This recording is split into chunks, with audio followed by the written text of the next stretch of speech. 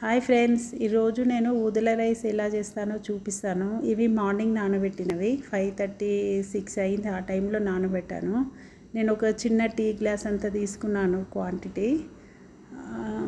Water కొంచెం ఎక్కువ పోస్తే సరిపోతుంది. ఒకటికి 2 గ్లాసులు అయినా 2.5 గ్లాసులు అయినా ఓకే, సరిపోతుంది. తొందరగా అయిపోతుంది. ఇది ఒక 5 మినిట్స్ లోపల కుకింగ్ అయిపోతుంది. ఎక్కువ నానతాయి కదా, తొందరగా అయిపోతుంది.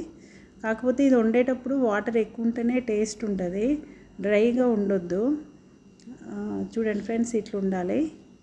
వాటర్ అంతా అయిపోయింది. ఇంకొద్దిగా సిమ్లో పెడితే సరిపోతుంది. నా ఛానల్ ఫస్ట్ టైం చూసేవాళ్ళు లైక్ చేయండి, సబ్స్క్రైబ్ చేసుకోండి ఫ్రెండ్స్. నేను ఇలాంటి హెల్తీ రెసిపీస్ అన్నీ మీకు పోస్ట్ చేస్తుంటాను. అందరూ ట్రై చేయండి ఇంట్లో. చూడండి, రెడీ అయింది. దించాను. రెడీ అయిపోయింది. Thank you friends.